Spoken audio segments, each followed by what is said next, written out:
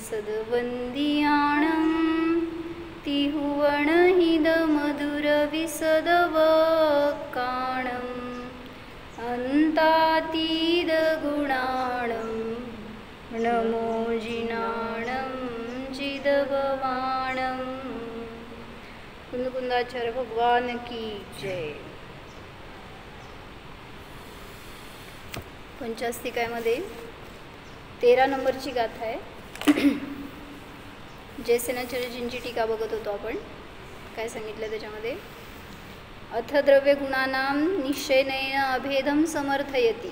नंतर द्रव्य गुणांचं निश्चयनयाने अभेद आहे असं समर्थन करतात। म्हणजे द्रव्य गुण आणि पर्यायाने मिळून वस्तू बनली, तर त्याच्यामध्ये द्रव्य गुण आणि द्रव्य पर्याय परस्पराशी भिन्न असतात का अभिन्न असतात? द्रव्य गुण आणि द्रव्य पर्यायामध्ये भेद असतो का अभेद असतो? मामा कथनचित म्हणायचं, म्हणजे कथनचित भेद पण असतो। मग कुठल्या अपेक्षेने भेद? जसं तुम्ही म्हणताय, तुम्ही कोण दोषी ना, मग सगळे दोषी एक आहे का भिन्न भिन्न आहे? कथनचित एक आहे, कथनचित भिन्न आहे। मग नावाच्या अपेक्षेने एकच नाव आहे सगळ्यांचं, त्यामुळे सगळे एकाच फॅमिलीमध्ये येतात, एकच आहात, पण तरी त्यांचं सगळ्यांचं स्वरूप अस्तित्व वेगळं वेगळं।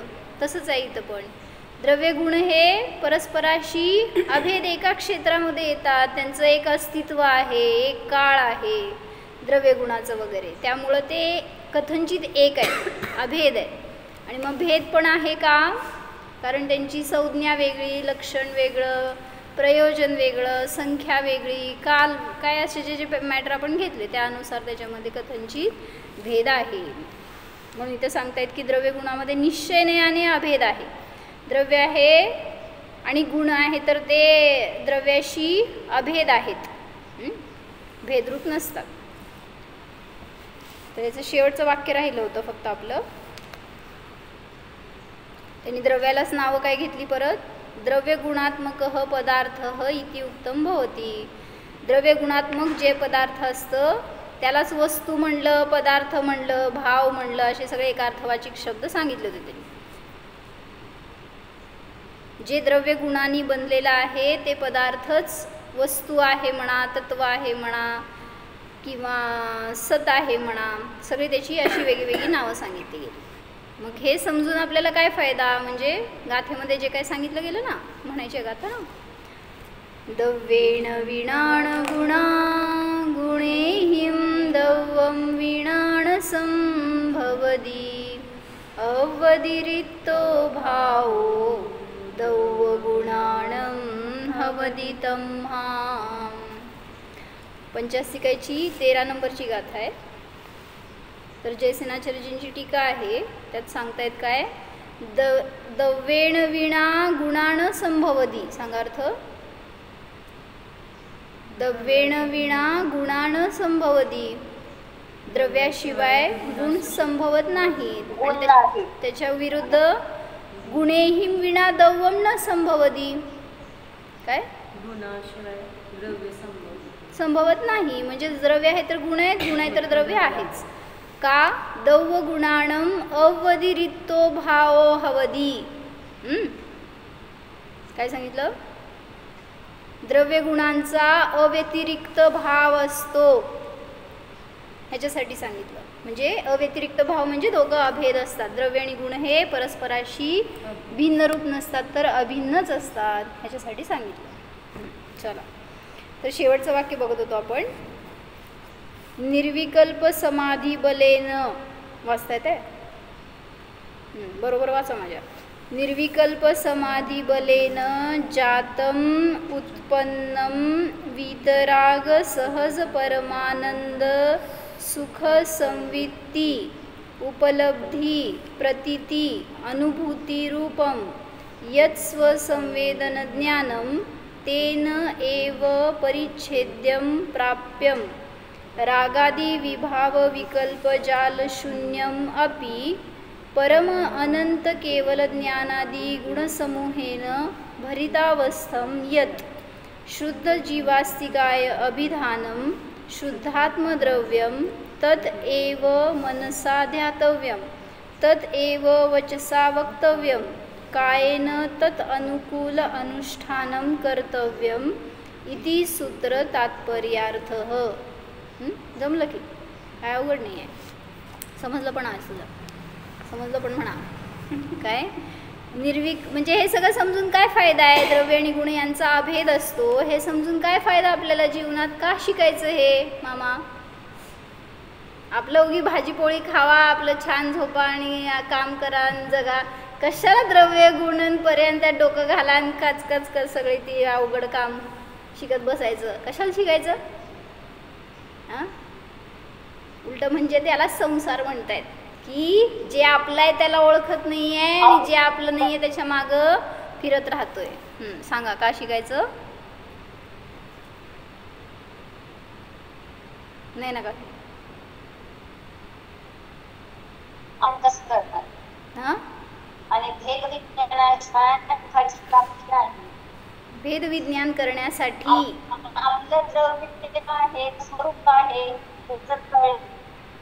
आपलं स्वरूप काय आहे हे समजण्यासाठी. बरोबर. परवस्तूला जोपर्यंत माझं म्हणणार तोपर्यंत तुम्हाला स्वतःची वस्तू मिळणार नाही. म्हणून सांगतायत आपल्याला आपल्या द्रव्याचा आपल्या गुणाचा निर्णय करायचा आहे ना. आपली वस्तू काय आहे हे ओळखून घ्यायचंय. तर जिनवाणीच एक आपल्यासाठी साधन आहे. काय म्हणतात काय सांगताय का. अर्थ लवहेच. निर्विकल्प समाधी बलेन जातम. निर्विकल्प समाधीच्या बलाने उत्पन्न. जयसेनाचार्यजींची स्टाईल कशी असते माहिती. एक शब्द सांगणार, जर त्याचा अर्थ न समजण्यासारखा असेल तर परत त्यालाच प्रतिशब्द सांगतात. जातम म्हणजेच उत्पन्न, म्हणून परत त्याला उत्पन्न शब्द दिला. ज्याला जसं गर्भ ज म्हणतो ना आपण. ज म्हणजे उत्पन्न होणं. मग जातम म्हणजे पण उत्पन्न. जन्मजात म्हणतो ना, म्हणजे जन्मापासून झालेलं तयार असलेलं उत्पन्न झालेलं. मग जात म्हणजे उत्पन्न. निर्विकल्प समाधी बलाने उत्पन्न म्हणजेच जेव्हा आपण आत्म्याला जाणतो तर त्या आत्म्याच्या अनुभवाने उत्पन्न होणारं वितराग सहज परमानंद सुख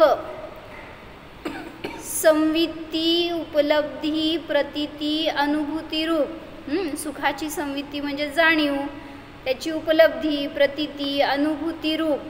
वितराग आपल्या आनंद स्वभावाची प्रतीती रूप समजून घ्या. यत् स्वसंवेदन ज्ञानम. जे स्वसंवेदन ज्ञान आहे, जे स्वतःच्या आत्म्याला विषय करून जाणतं त्यामध्येच आनंद उत्पन्न होतो. त्याच्याद्वारे परिच्छेद्य म्हणजेच प्राप्य. परिच्छेद्य म्हणजे जाणण्यायोग्य. प्राप्य रागादी विभाव विकल्प जालाने शून्य असताना सुद्धा परम अनंत केवल ज्ञानादी गुणसमूहाने जे भरितावस्थ शुद्ध जीवास्तिकाय नावाचं शुद्धात्मद्रव्य आहे. म्हणजे काय सांगायला कळालं का.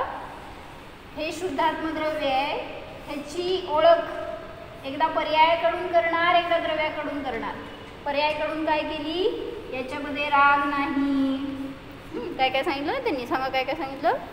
विभाव नाही, विकल्प नाही, असं निगेटिव्ह भाषेने सांगितलं. हे सगळे विकल्प पर्यायामध्ये, हे सगळे पर्यायातले विकल्प द्रव्यामध्ये जीवामध्ये नाहीत.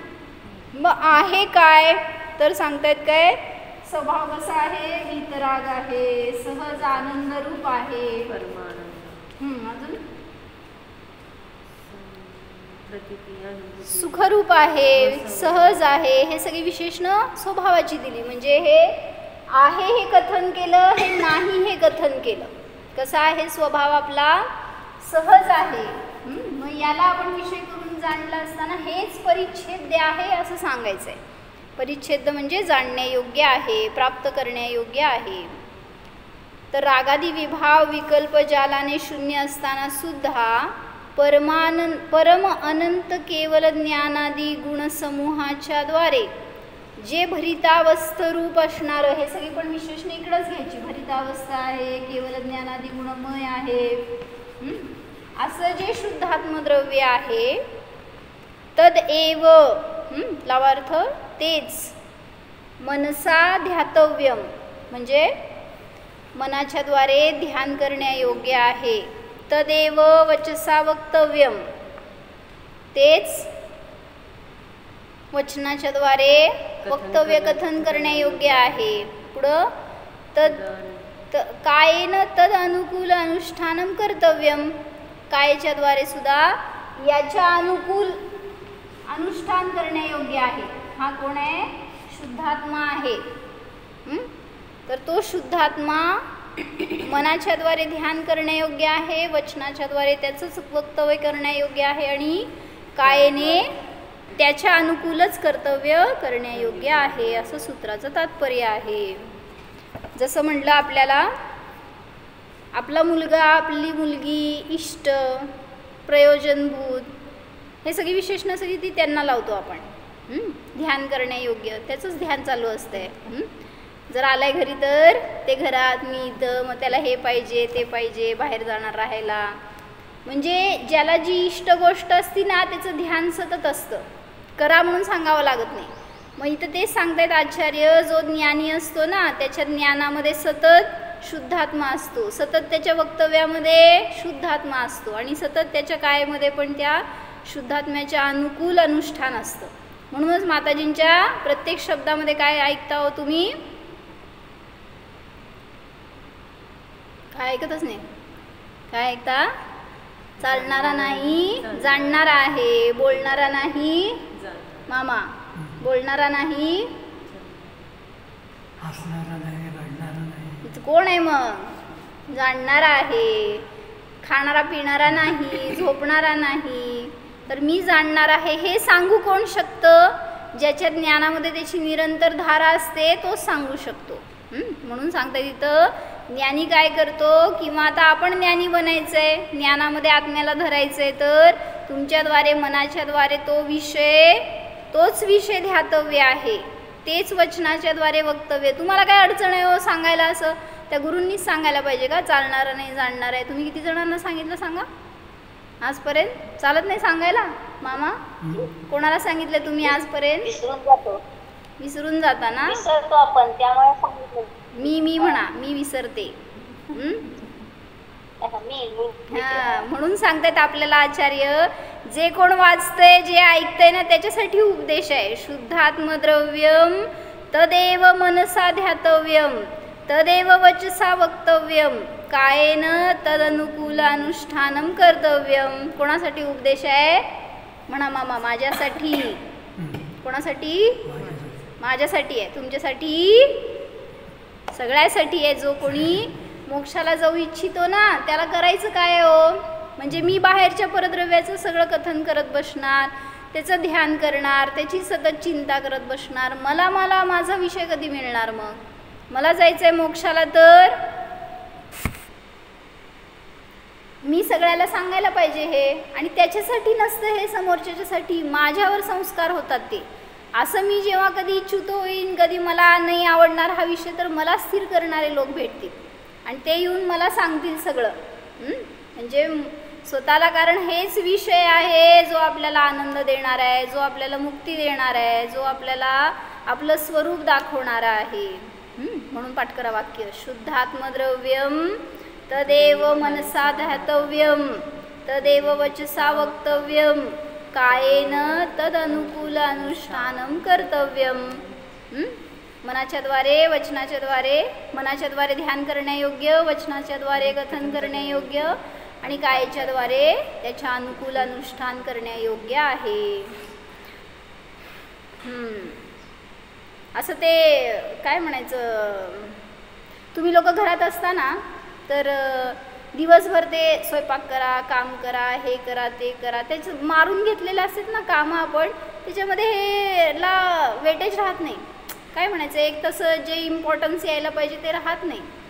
मग ते त्यासाठी काय करायचं, असं सारखं सारखं तर आम्ही शास्त्र घेऊन बसू शकत नाही, आम्हाला घरातली कामं असते, तुमच्या सगळं रिकाम टेकडी थोडी आहे आम्ही, असं म्हणणारे असतात. तर त्यांना सांगतायत की धारा ठेवा हो त्याच्यामध्ये. तुम्ही काय रोटली करताना विचार करताय ना कोणाचं तरी, आम्हा नेहमी उदाहरण सांगायचं काय हो, नवीन नवरी आहे तर रोटली करायला उभारली आहे, झाले समजा तिला 15-20 दिवस झाले, 1 महिना झाला, अशी ती नवीन नवरी. तिला सांगावं लागतं का तू बाहेरचा विचार कर, तुझ्या आईवडिलांचा विचार कर? काय करती होती? तिची क्रिया चालू आहे, रोटली करतीये, भाजी करतीये, जेवतीये, जीव घालतीये, सगळी घरातलं सगळं काम करतीये, पण तरी सुद्धा अटॅचमेंट आहे ना. कुठं आहे ती? न सांगताय माहेरीच आहे. अजून इथं पण माहेरीच आहे का? हां, तर तिथं तो इष्ट विषय त्याला सांगावं लागत नाही, त्याचं ध्यान कर, त्याचा विचार कर, सहज आहे ना तो विषय ज्ञानामध्ये. तसं सांगितलं इथं सगळे संसारिक क्रिया करत असला तरी सुद्धा सहज स्वतःला धरू शकतात ज्ञानामध्ये. सांगा वाक्य काय? शुद्धात्मद्रव्यम तदेव मनसा ध्यातव्यम वचसा वक्तव्यम कायेन तद अनुकूल अनुष्ठानम कर्तव्यम. म्हणजे हे स्वतःसाठी वाक्य आहे, हे बिंबवून घ्या. मी हेच करायला पाहिजे. माझ्या मनाचा वापर, वचनाचा वापर आणि कायेचा वापर याच्यासाठीच व्हायला पाहिजे. नाही केला तर काय होणार? जर मी मनाने चुकीचे विचार केले काय होणार? पुढच्या भवात मन मिळणार नाही. म्हणजे कुठं जन्मणार हो? हां, असंज्ञीपर्यंतच्या सगळ्या पर्यायात कुठेही जन्मणार. एकेंद्रिय, द्विंद्रिय, त्रिंद्रिय, चतुरिंद्रिय आणि असंज्ञी पंचेंद्रिय कुठेही जन्म घेऊ शकता. कारण मन तुम्हाला मिळालं तर त्याचा योग्य वापर केला नाही. वचन, त्याच्याद्वारे जर जिनवाणीचं कथन केलं नाही किंवा आत्म्याचं विशेषता सांगितली नाही, त्या वचनाचा वापर आपण परोपकारासाठी केला नाही किंवा तत्व आपल्याला जे समजलं इतरांना समजवलं नाही, काय होणार हो? वचन निघून जाणार, वचन योग राहणार नाही. म्हणजे किती इंद्रिय होणार? वचन योग कोणाला नसतो? एकेंद्रियांना. त्यामुळे एकतर निगोदात जाणार नाहीतर स्थावर होऊन जन्मणार. म्हणून वचनाचा उपयोग पण नीट करा हे सांगितलं. आणि पुढं काय? कायच्याद्वारे जर मी योग्य अनुष्ठान नाही केलं तर काय होणार हो? शरीर रोगी मिळणार, शरीरामध्ये कुठले ना कुठले प्रॉब्लेम्स असणार, सारखं त्या शरीराचं सेवा करत बसावं लागणार. कुठला आत्महात होणार आणि काय? असे अनेक जण पाहिले ज्यांना रोग झाला की दिवस रात्र त्या रोगाचं चिंतन, म्हणजे रोगाचंच इलाज करत बसा, काहीतरी त्यालाच सुधारा, त्यालाच काहीतरी काय, सतत त्याच्यातच दिवस रात्र. कधी बाहेर पडणार हो? आणि परत येतील जातील त्यांना पण त्याचंच कथन. मला इतका त्रास झाला, माझा हार्टचं ऑपरेशन झालं, नाहीतर हार्टमध्ये मला ब्लॉकेज निघाले. सांगणार तर येणाऱ्या जाणाऱ्याला पण तेच. तर काय तुम्हाला चिंतन आणि पर्याय कशी मिळणार मग? जसं आमच्या आईच्या हार्टमध्ये ब्लॉक निघाले होते. म्हणजे एक ब्लॉक निघाला होता 90%. म्हटल्यावर त्यांनी 2 दिवसाची औषधं दिली होती आणि सांगितलं होतं की 2 दिवसांनी या, टेस्ट वगैरे सगळे झाल्यावर मग बघून निर्णय करू असं. 2 दिवस चिंतन काय केलं असणार सांगा? काय करणार हो चिंतन? कळलं ना? तुमच्या हार्टमध्ये ब्लॉक निघाला आहे, 90% ब्लॉक आहे, तुम्हाला मध्ये 2 दिवस टाईम आहे जेव्हा ऑपरेशन करायचं त्याच्या आधी. चिंतन काय करणार तुम्ही? काय करणार हो? केला असला कोण तर सांगा. कोणाचं झालं असलं तर. कारण सगळे आता कॉमन झालं आहे. हार्ट अटॅक म्हणजे काय लय डेंजर राहिलं नाही आहे किंवा काय त्याचं भय नाही. आता आलं तर आलं आणि गेलं मेलेलं असतं तोपर्यंत माणूस. काय चिंतन करणार हो? ज्ञानीचं चिंतन आणि अज्ञानीचं चिंतन काय असणार? अज्ञानी विचार करणार ते माझं दूर होऊ दे, ज्ञानी विचार करणार मी त्याने रहितच आहे, माझ्यामध्ये कुठं हार्ट आहे, कुठं ब्लॉक आहे, कुठं काय. हां, असं ते चांगलं असताना आपण म्हणतोय ना, तर जयश्रीमा परवा म्हणाल्या मी सगळं बडबड करते म्हणले चांगलं असताना, पण जेव्हा ते उदय येते तेव्हा माझं मला माहिती आहे म्हणले. ते वाद जेव्हा फिरतो ना शरीरामध्ये म्हणले इतक्या वेदना होतात, सगळं विसरून जाते म्हणले त्यावेळेस. मग ते कसं त्यावेळेस मला लक्षात राहायचं, ह्याच्यासाठी मला किती संस्कार करायला पाहिजेत. तसंच आपलं पण आहे. कुठलं ना कुठला अवयव बिघडणार शरीरातलं तर आपण त्या शरीराचंच नित्य मनसा ध्यातव्यम वचसा वक्तव्यम ह्याच्याच मागं आहे सतत, शरीराच्या मागं. म्हणून सांगतायत एकदा शुद्धात्मद्रव्याचा विषय बनवा, त्याला मन वचन काय याच्याद्वारे सारखं अनुभवा, त्याची धारा ठेवा, तर बाहेरचा विषय त्रास देणार नाही. बोला सोनल. ते तदेव शब्द 3दा आलाय म्हणजे त्याचेच असं घ्यायचंय काय प्रत्येक ठिकाणी शुद्धात्म द्रव्य आहे त्याचेच ध्यान करायचं त्याचेच वक्तव्यातून बोलायचं आणि म्हणजे त्याचेच शब्द घ्यायचा ना अर्थ. बरोबर. तदेव म्हणजे तेच असं पण होता अर्थ. तेच शुद्धात्मद्रव्य मनाच्या द्वारे ध्यान करण्यायोग्य आहे, तेच वचनाच्या द्वारे वक्तव्य करण्यायोग्य आहे आणि कायच्या द्वारे त्याच्या अनुकूल अनुष्ठान करण्यायोग्य आहे. समजलं?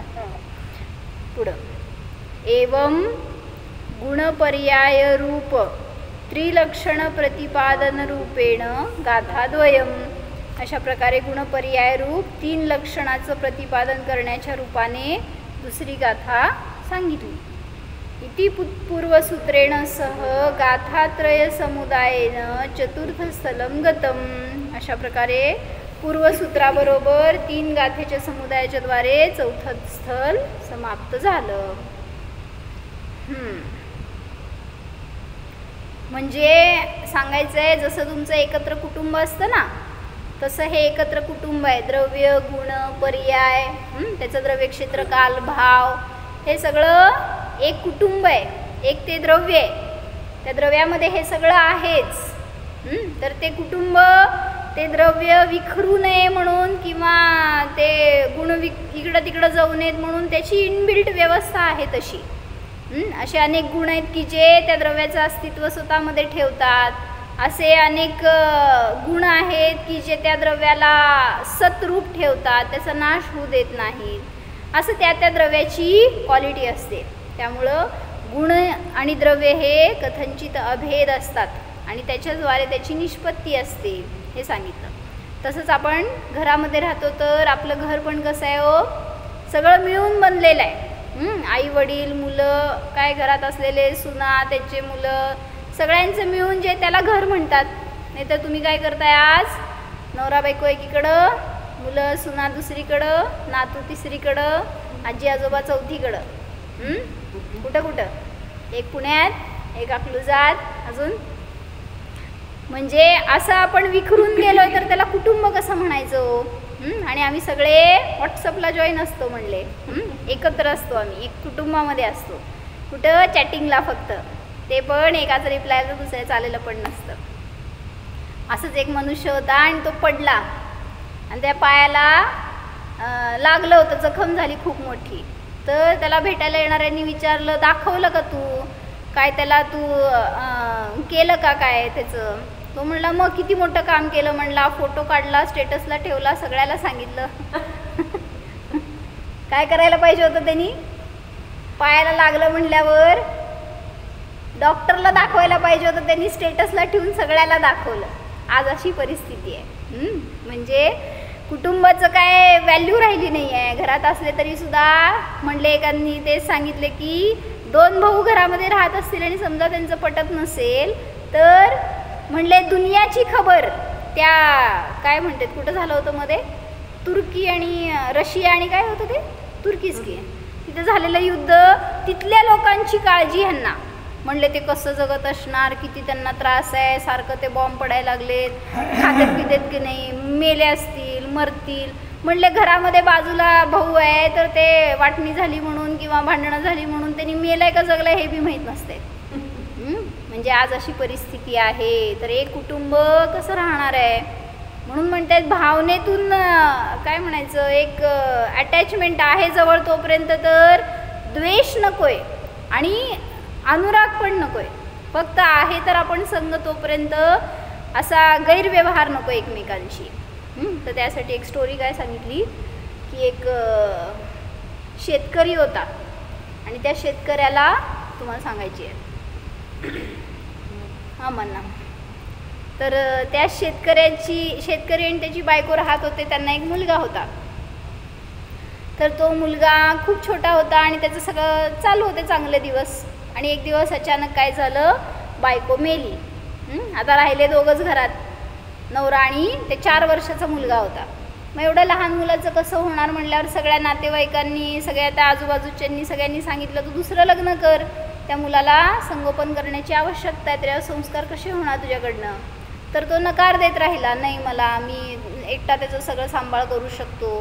पण जड पडायला लागलं सगळं. हळूहळू थोडे दिवस बघितलं त्यांनी तर सगळं काम सांभाळायचं, घर सांभाळायचं, त्या मुलाला सांभाळायचं सगळं त्याला होईना. मग त्यांनी विचार केला आणि एक दिवस त्यांनी खूप दिवस मध्ये गॅप गेल्यावर लग्न केलं. लग्न झाल्यावर त्याच्यापासून त्याला एक मुलगा झाला आणि योगायोगाने असं काहीतरी झालं की ती बायको पण त्याची मेली. आता घरात कोण हो? 3 जण होते. वडील, पहिल्या बायकोचा मुलगा आणि हा छोटा दुसरा मुलगा. तर चालू होता त्यात 2 मुलं आणि ते वडील एवढेच राहिले.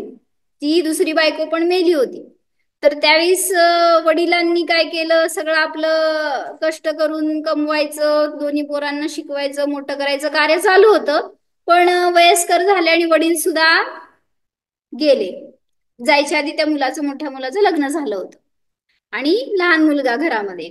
म्हणजे आता हे दोघं सावत्र भाऊ राहिले फक्त आणि त्याची बायको मोठ्या भावाची. आणि शेतकरी पण मेला आणि शेतकरी पण मेली, म्हणजे आई वडील दोघं पण मेले होते.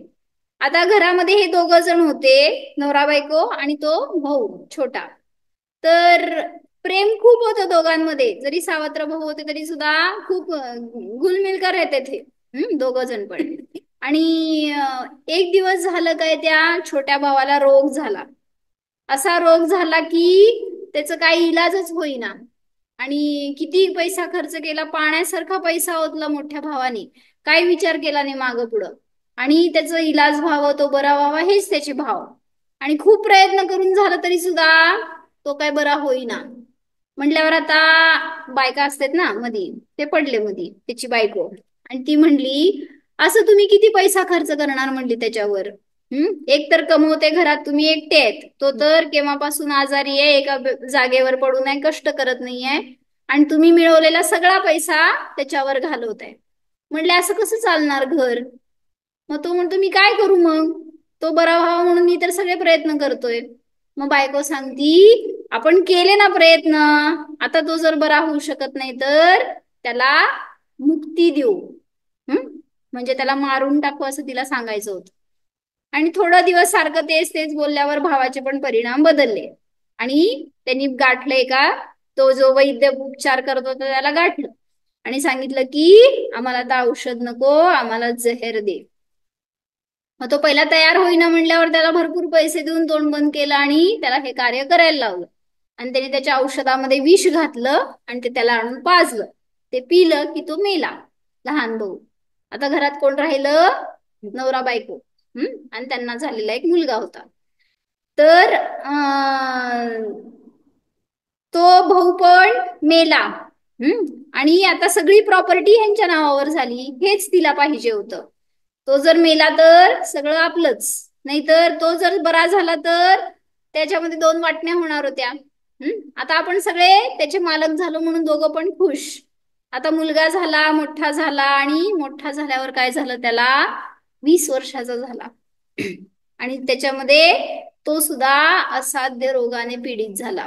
20-25 वर्षाचा काय झाला असेल, त्याचं पण लग्न झालं आणि झाल्यावर आता त्याला असा रोग होता की लग्नापासून तो आजारीच असायचा. मग बायको पण त्याचं खूप केली पण तो काय त्या आजारातनं बाहेर येत नव्हता. आता हे वडील त्या मुलावर भरपूर पैसा खर्च करतायत, जसं भावावर केलं होतं ना तिथं त्यांनी, तसं आता इथे या मुलावर पण. आता मुलगा म्हणजे तर प्राणप्रिय, त्याच्यासाठी काय पण करायची तयारी. त्यामुळे त्यांनी त्याच्यावर पण खूप पैसा खर्च केला त्याचे उपचार करण्यासाठी.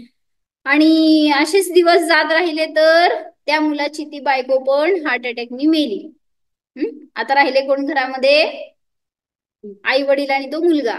आणि हा जेव्हा आता 26 वर्षाचा झाला त्यावेळेस तो मरणासन्न होता आणि आई वडिलांना इतकं दुःख, इतकं त्रास होत होता की आपल्या डोळ्यासमोर आपला जवान मुलगा चाललाय. तर आता ते दोघं बसलेले असताना याला जाती स्मरण झालं आणि तो म्हणाला, बघ भावा, तू जे केलं ते तुला भोगावं लागलं. तो म्हणतो, भाऊ कोणाला म्हणतोयस तू, मी काय तुझा भाऊ आहे का, मी तुझा वडील आहे. मग तो म्हणतो, नाही, मी तुझा लहान भाऊ आहे, जो की विष देऊन तू ज्याला मारलंस मीच तुझ्या पोटी जन्मलो. आणि ज्यांनी विष दिलं होतं ना त्या वैद्यानी, तर त्या वैद्याचा पण लवकर मृत्यू झाला होता आणि तो माझी बायको होऊन जन्मला. म्हणजे तिला पण वियोगाचं दुःख किंवा काय आयुष्यभर त्याचं करावं लागलं. जेव्हापासून लग्न झालं तेव्हापासून हा आजारी होता. त्यामुळं पूर्ण काय म्हणायचं, संसार सुरू झाल्यापासून त्याचं रोगाची किरकिर होती तिच्या माग. म्हणजे सगळ्याला सगळ्याचं फळ भोगावं लागतं. मग तो वडील आता त्याला क्षमा मागतोय की चुकलं, झालं गेलं, तर झाली निर्जरा, आता कसं मी त्याचं पाप धुऊया. तर तो मुलगा म्हणतो, जे केलं ते भोगावंच लागणार. तू तर भावाला जीवे मारलं होतस. इथं तर तुला तुझ्या आता मुलाचं दुःख होणार आहे आणि ते दुःख तुला आयुष्यभर सहन करावं लागणार. भाऊ मेला तर तुला दुःख नाही वाटलं, पण मुलगा मेला तर एकुलता एक तुला दुःख सहन होणार नाही. म्हणून सांगितले जैसे करावे, काय जैसी करणी वैसी भरणी, किंवा जसे करतो तसंच फळ भोगावं लागतं. मग त्याचे डोळे उघडले, आपले बंद झाले. मामा बंद व्हायले डोळे. त्याचे डोळे उघडले हो शेतकऱ्याचे, आणि तो सुधारला. तसं आपल्याला सुद्धा जे कोणी संघ मिळालाय ना, किंवा जे कोणी संगतीत आलेले रोगी असतील, कोणी वृद्ध असतील, कोणी क्षीण असतील, कोणी अल्पबुद्धी असतील, कसेही असतील जे भेटलेले जवळपासचे, त्यांचं आपल्याला करावं लागतं. म्हणजे आपण केलेल्याच कर्मांचं हे फळ असतं. म्हणून आपल्या कुटुंबामध्ये जे कोणी संयोगी एकत्र आले तर ते आपण बोलवलेले आहेत, आपल्या परिणामांनी एकत्र आलेले आहेत. मग जर आता पुन्हा असे संयोग न मिळावेत, पुन्हा असा संसार न करावा असं वाटत असेल तर तत्व समजून घ्या आणि सगळ्यांशी क्षमाभाव ठेवा.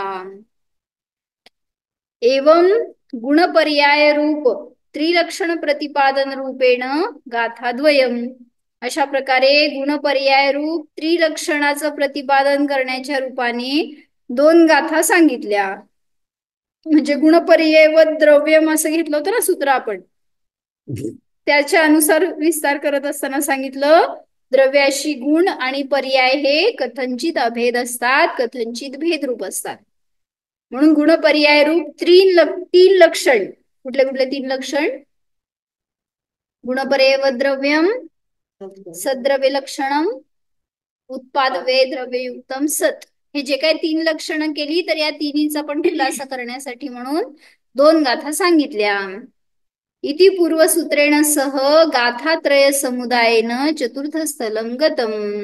अशा प्रकारे पूर्वसूत्राच्या बरोबर 3 गाथेच्या समुदायाच्या द्वारे चतुर्थ स्थल समाप्त झालं. काय समजलं एवढ्यातून? मॉरल काय? तेच मनाने ध्यान करणे योग्य आहे, वचनाने व्यक्त करणे बरोबर, कायेने त्याच्या अनुकूल अनुष्ठान करणे योग्य आहे. आता आचार्यांच्या भाषेत सांगा. शुद्धात्म द्रव्यम, सोपं आहे की. द्रव्यम तदेव मनसा ध्यातव्यम, वचसा वक्तव्यम, कायेन तद अनुकूल अनुष्ठानम कर्तव्यम. एवढा आपल्यासाठी बिंबवून ठेवा. माझ्या मनात, वचनात आणि कायेत शुद्धात्माच असावा. आणि जर नाही ठेवला तर माझं मी सकाळी वाचलं ना, काय जर मुनी बनायचं असेल तर मोक्षमार्ग प्रकाशक मध्ये त्यांनी क्रम सांगितलाय. कोण मुनी बनू शकतो सांगा दीपाली भाभी. 4 स्टेप्स सांगितले आपण.